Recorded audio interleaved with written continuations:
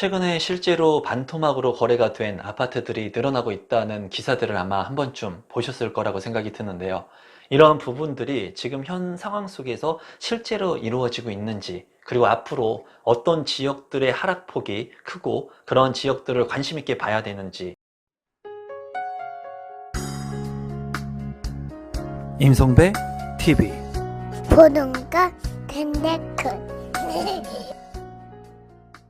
오늘은 지금 현재 부동산의 가격이 큰 폭으로 떨어지고 있는 곳들, 그리고 많은 분들이 이렇게 부동산의 가격이 떨어지고 있는데도 좀 두려움 때문에 관망하고 있는 지역들을 좀 살펴보려고 합니다. 이제 여기에서 보면은 세종하고 인천, 대구, 지금 현재 반토막 거래가 실제로 이루어지고 있습니다. 기존에 많이 올랐던 호가 대비 반토막까지 떨어져서 실제로 거래가 되고 있는 상황들이 계속해서 연출이 되고 있는데요.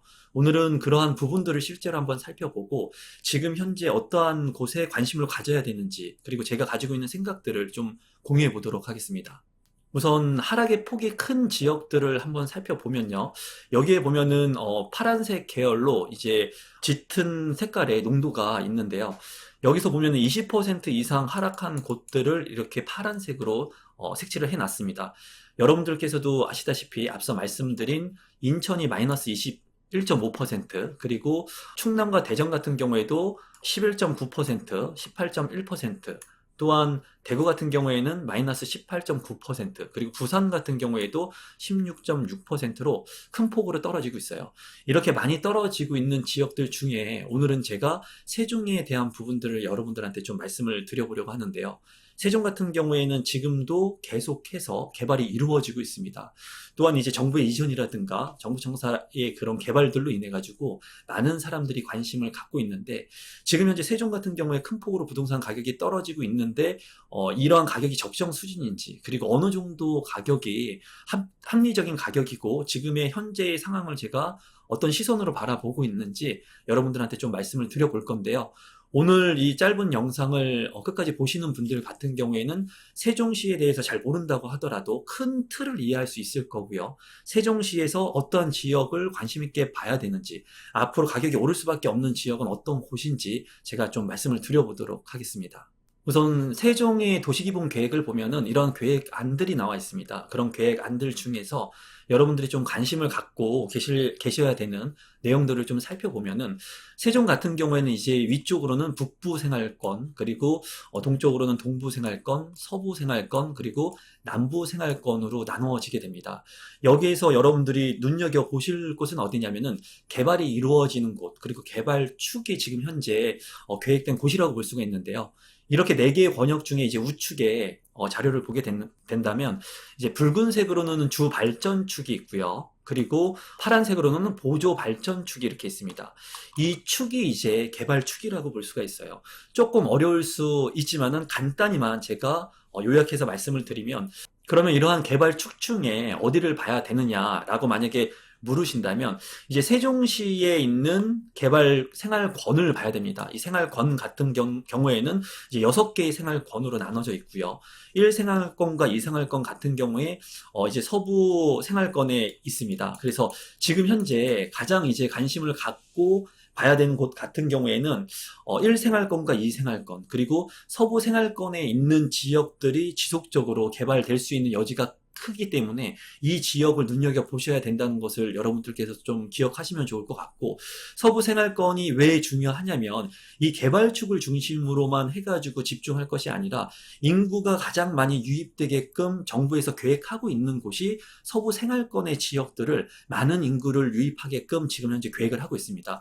이런 부분들이 이제 도시기본계획에 나와 있는데, 그렇기 때문에 여러분들이 세종시에 만약에 관심을 갖는다면 이 주 발전축에 대한 부분들, 그리고 보조 발전축에 대한 부분들을 여러분들께서 눈여겨보시고, 여기에서 이런 지역들을 다 외울 필요는 없습니다. 인터넷에 검색만 하더라도 이런 도표들이 나와 있기 때문에 이런 것들을 그냥 여러분들께서 기본적으로 알고 계시면 되고, 세종시에서는 개발이 되는 지역들 중에 서부 생활 권역을 여러분들께서 관심을 좀 가져야 되겠구나라고 생각하시면 될 것 같아요. 세종 반토막 아파트, 지금 현재 언론에서 굉장히 많이 나오고 있는 얘기입니다. 제가 지난 부동산에 경험했던 그런 시기들을 되돌아보면은 2008년도에 글로벌 금융 위기가 왔을 때 그때도 굉장히 공포감을 조성하는 그런 기사들이 많았어요. 그리고 실제로 이러한 거래 사례들, 실거래 사례들이 많이 큰 폭으로 떨어지는 것을 기반으로 해가지고 데이터화를 구성해서 기사들을 냈는데 굉장히 공포감이 떨었던 기억이 납니다. 지금 현재 세종의 아파트들이 반토막이 나고 그리고 송도라든가 많이 올랐던 지역들의 아파트들이 큰 폭으로 떨어지고 있어요. 그리고 GTX의 호재를 누렸던 지역들마저도 큰 폭으로 지금 떨어지고 있거든요. 이런 세종시의 반토막 아파트가 지금 현재 적정 가격이 얼마이고 그리고 실제로 이러한 세종시의 아파트 같은 경우에 여러분들이 관심을 가져도 되는지에 대한 부분을 좀 말씀드려 보려고 하는데 제가 지금까지는 세종시에 대한 부분을 그렇게 많이 언급하진 않았습니다. 그리고 지방에 있는 부동산 지역들도 그렇게 많이 언급을 하지 않았는데 그 이유는 무엇이냐면 수도권에 있는 핵심 지역의 아파트들을 내 것으로 만드는 게 맞다고 생각했기 때문이에요. 하지만 지금 같은 경우에는 많이 떨어진 부동산들 그리고 입지가 괜찮은 지역들을 관심 있게 봐야 된다고 저는 개인적으로 생각을 합니다.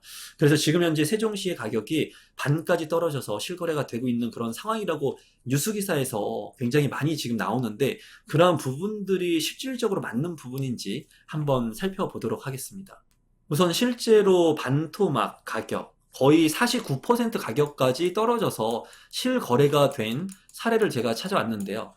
이제 호려울 1단지 대방 아파트라고 해가지고 지도하고 여러 가지 자료들을 보여드릴 겁니다. 전용면적 59제곱미터의 아파트였는데 2020년도 11월에 8억 4,500만 원까지 거래가 되었습니다. 하지만 지금 현재 2003년도 2월 달에는 4억 2,800만 원까지 떨어져서 이제 거래가 됐어요. 거의 50% 가까이 실제로 떨어져서 이 아파트가 실거래가 된 겁니다. 근데 우연치 않게도 이 똑같은 아파트의 단지가 5제곱미터의 아파트가 경매가 진행되었어요. 그래서 그런 부분들도 좀 한번 사례를 들어보면서 여러분들한테 이 가격이 정말 50%까지 떨어진 가격인지에 대한 부분을 좀 말씀드려보고 이렇게 세종시에 대해서 제가 다루는 이유는 이 지역이 미래 가치가 있는 지역이기도 하고 지금 현재 가격이 많이 떨어졌기 때문에 이런 부분들을 여러분들한테 좀 말씀드려보는 겁니다. 이제 제가 많이 떨어진 부동산의 가격에 대해서 말씀을 드리면 좀 부정적인 생각을 갖고 보시는 분들도 있는데 제 생각을 전달하는 거니까 여러분들께서도 편하게 한번 들어주셨으면 좋겠습니다. 입지를 한번 살펴보면은 지금 현재 50%까지 떨어져서 실거래가 되었던 1단지 세종 대방 로블랜드 아파트 같은 경우에는 이제 세종시 같은 경우에 금강이 흐르죠. 금강이 흐르고 위로 이제 눈여겨봐야 될 서부권역이 있는데 이제 이 지역 같은 경우에는 3생활권으로서 이제 금남초등학교와 여울초등학교 인근에 위치를 하고 있습니다. 또한 금강과 인접하고 있기 때문에 쾌적성 여부가 나쁘지 않다고 보여지고요. 이 3생활권의 가장 장점이라고 본다면 대전 지역하고의 접근성이 용이하다는 거예요. 대전 지역에서도 이쪽으로 출근할 수 있는 여지가 있고요. 여기에 살고 계시는 분들도 대전으로 출근할 수 있는 여지가 있습니다.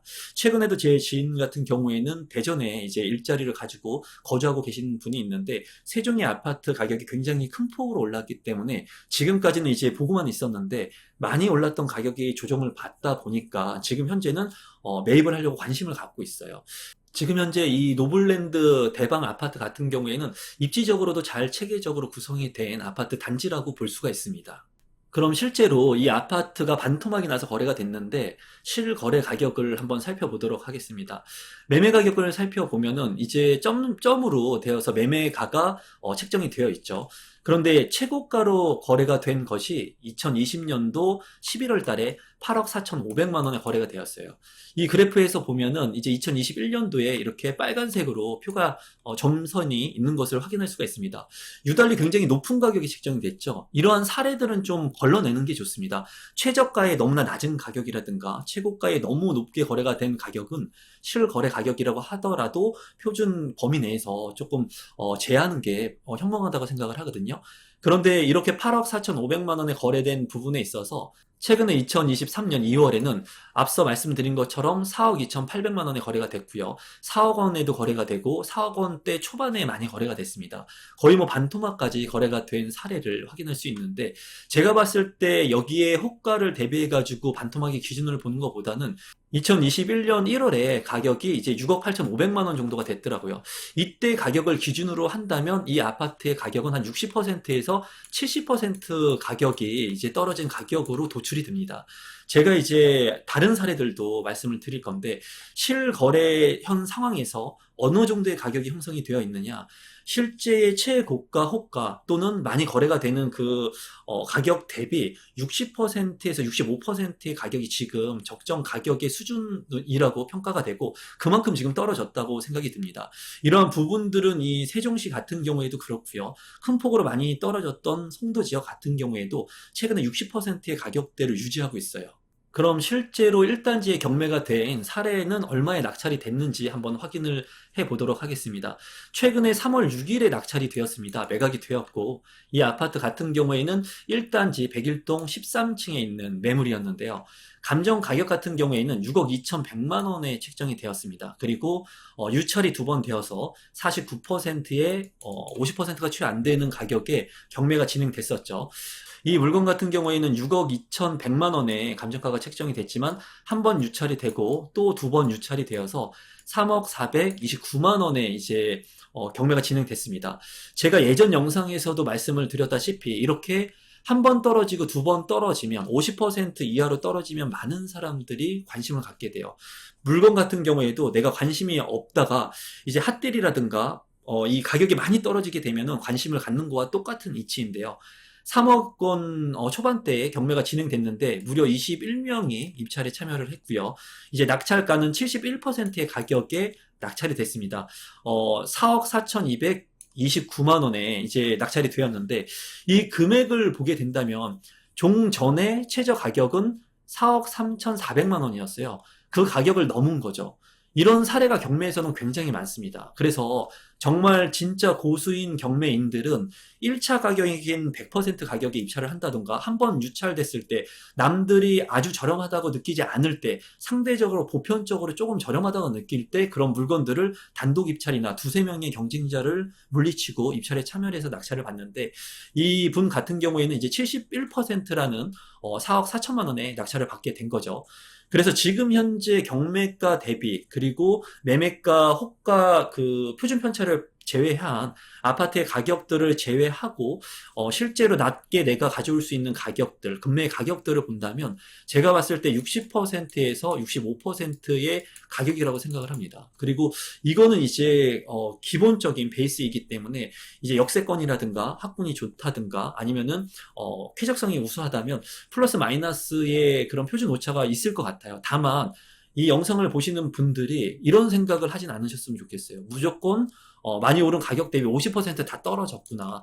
그런 부분은 극소수, 실제로 호가 대비 50%에 거래되는 부분들이 있지만 그런 부분들이 아주 많지는 않다는 겁니다. 그리고 경매 낙찰가를 제가 또 다른 사례도 보여드릴 건데, 실질적으로 계속해서 보게 되면은 많은 전국의 부동산의 물량들을 보고 있는데, 수도권 같은 경우 그리고 핵심적인 지역들 같은 경우에는 지금 현재 서울 같은 권역만 하더라도 노원구 같은 경우에는 한 번 유찰이 되면 이제 낙찰이 됩니다. 지금 현재 시장은 그렇습니다. 그래서 지금 현재 제가 이 영상을 찍고 있는 3월 23일 기준으로 본다면은 서울 권역에 있는 아파트들은 두 번 유찰이 돼가지고 51%까지 49% 51%까지 떨어지는 아파트들이 있었지만은 지금 현재는 그런 아파트들이 거의 존재하지 않습니다. 한 번 유찰이 되고 거의 낙찰이 되고 있거든요. 물론 이러한 사례는 시간이 지나면 부동산은 계속 생물처럼 움직이기 때문에 지금 이러한 데이터가 100% 두 달 뒤, 세 달 뒤에 똑같이 60%, 65%라고 할 수가 없어요. 그렇기 때문에 저도 계속해서 모니터를 하고 있는 거죠. 그리고 이분 같은 경우에는 이모 씨가 보증금 1억 8천만 원에 이제 살고 있는데, 근저당이 2020년에 말소 기준 권리로 되어 있기 때문에 지금 현재 전입과 확정일자가 이 말소 기준보다 우선하죠. 그렇기 때문에 이 이모 씨는 1억 8천만 원을 모두 배당받아서 나가는 세입자이기 때문에 이런 부분들은 명도에 대한 부분이 수월하다라고 말씀을 드릴 수가 있습니다. 하나의 사례를 더 살펴보게 된다면 이제 세종시에 있는 가재마을 4단지에 있는 아파트 경매 매물입니다. 이 사건 같은 경우에도 2월 28일 날 이제 한 달이 채 되지 않았는데 낙찰이 된 사례예요. 여기 같은 경우에도 감정 가격이 6억 4,100만 원에 책정이 되었고요. 두 번 유찰이 되어서 49%의 가격인 3억 1,400만 원에 진행이 됐습니다. 33평형의 아파트였고 이 아파트의 경쟁자는 과연 얼마였을까요? 두 번 유찰된 이 아파트의 경쟁자 역시도 20명이 넘는 26명이 입찰에 참여를 했습니다. 한 번 떨어지고 두 번 떨어지게 된다면 이렇게 많은 사람들이 몰린다는 거예요. 관심을 갖고. 그리고 이러한 경험은 제가 2003년도부터 제가 부동산을 했지만 경매를 적극적으로 하고 컨설팅을 했던 시기가 2008년도 글로벌 금융위기 전후에 했었는데 그때 당시에도 이런 똑같은 사례가 있었습니다. 이런 사례들이 많았어요. 그래서 이렇게 많이 가격이 떨어지게 된다면 많은 사람들의 관심을 받는다. 그리고 여기 같은 경우에도 감정가 대비해서 4억 4,577만 7천 원인 69%의 낙찰이 됐습니다. 그리고 차순위 같은 경우에는 68%의 낙찰가가 선정이 되었죠. 그래서 지금 현 사례에서 보듯이 이 사례 말고도 대전의 사례들을 많이 가지고 있습니다. 제가 보면은 뭐 61%, 뭐 60%, 71% 이렇게 지금 현재 세종시 같은 경우에는 낙찰 사례들이 나오고 있어요. 그렇기 때문에 만약에 세종시 같은 경우를 눈여겨보시는 분들이라면 지금 현재 상황은 이렇다라는 부분들을 여러분들께서 좀 알고 계시면 좋을 것 같고 만약에 이러한 부분들이 더 시간이 지나서 가격이 떨어져서 정말 적정한 그 매매 가격 대비 50%까지 떨어지게 된다. 만약에 이 정도까지 떨어지거나 더 떨어지게 된다면 그때는 정말 내 집 마련의 시점 또는 내가 투자를 함에 있어서 전세를 끼고 비과세 2년 동안 보유한 다음에 파는 전략들이 충분히 가능할 수 있다라고 보고 있습니다. 그래서 오늘은 많이 떨어진 지역들 중에 세종시에 대한 부분들을 좀 살펴봤고요. 지금 현재 경매를 굉장히 모니터링을 많이 하고 있고 제가 이제 가지고 있는 생각들을 여러분들한테 좀 공유해 드리려고 하는데 이렇게 부동산 하락장일 때 임장을 많이 다니고 부동산을 많이 공부하고 집중해야 되거든요. 그런데 신기하게도 아이러니하게도 이렇게 부동산의 가격이 떨어질 때는 많이 부동산 시장을 이탈을 합니다. 또한 이러한 부동산 시장을 이탈을 하면서 많은 사람들이 그냥 하염없이 부동산을 떨어지기만을 기다리고 있거든요. 이러한 시기일수록 내가 종잣돈을 많이 모으고 그리고 나한테 올 수 있는 기회들이 어떤 것들이 있는지 그리고 적정 가격 대비 나한테 맞는 그런 금매라든가 또는 경매 매물들이 있는지를 좀 모니터링하고 좀 공부할 필요성이 있다고 보여져요. 오늘 영상은 이것으로 마무리 짓도록 하고요. 제가 앞으로도 좀 더 많은 영상을 찍어서 여러분들한테 제 생각을 좀 공유하고 저와 생각이 다른 분들은 제 영상 굳이 안 봐도 됩니다. 하지만 제 생각이 궁금하신 분들은 계속 지속해서 제 영상 끝까지 봐주시면 아마 큰 도움이 될 수 있을 거라고 생각을 합니다. 오늘 영상은 이것으로 마무리 짓도록 하겠습니다. 고맙습니다.